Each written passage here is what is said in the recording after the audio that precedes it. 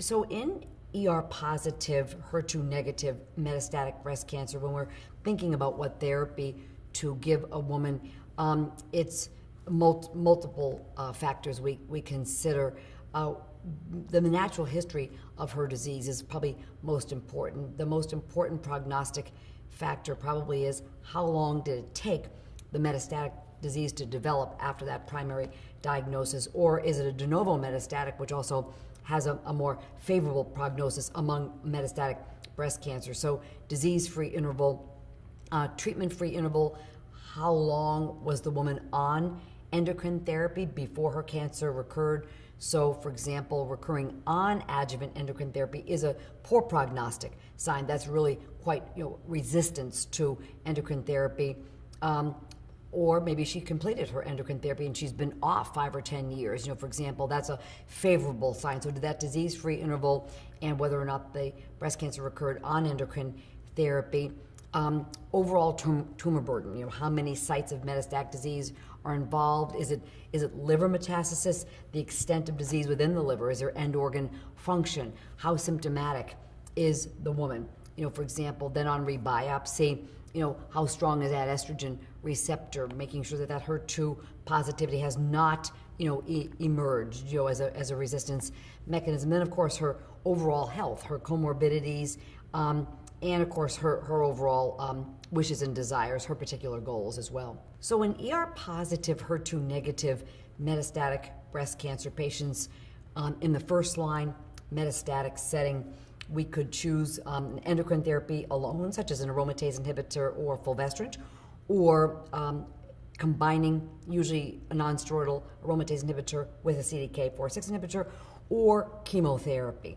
So probably the easiest one is chemotherapy. I think increasingly, because the CDK4/6 inhibitors can work so quickly, even in patients with concerning clinical characteristics, the chemotherapy probably should be reserved for patients who have substantial organ dysfunction from the metastatic breast cancer, significant dyspnea, significantly abnormal liver function tests. Probably in particular would be the group that we'd be more likely to utilize combination chemotherapy. I think that group is shrinking because of the effectiveness of the CDK4/6 inhibitors.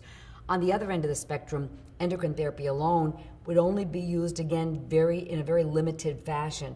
The only scenario I can honestly think about for endocrine therapy alone, first-line metastatic, is a woman who has both very small volume disease and very predicted to be endocrine therapy sensitive disease with either a long natural history or de novo metastatic, ER/PR strongly positive, lower grade, more slowly proliferative, and comorbidities that would make you want to keep the therapeutic regimen as simple as possible with the fewest possible side effects. Someone whose lifespan was very limited by other comorbidities, such as severe heart disease or lung disease or, CNS disease, etc.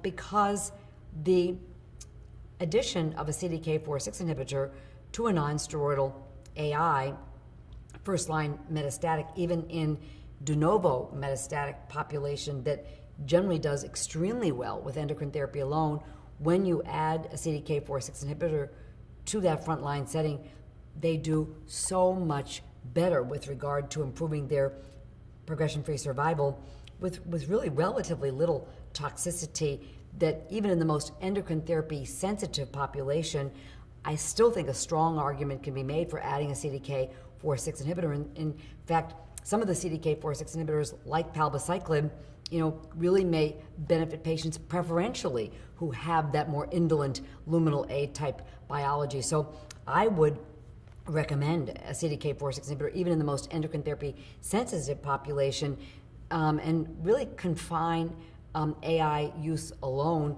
to patients who have very endocrine therapy sensitive disease, asymptomatic disease, and substantial comorbidities, where you really want to absolutely minimize side effects for patients.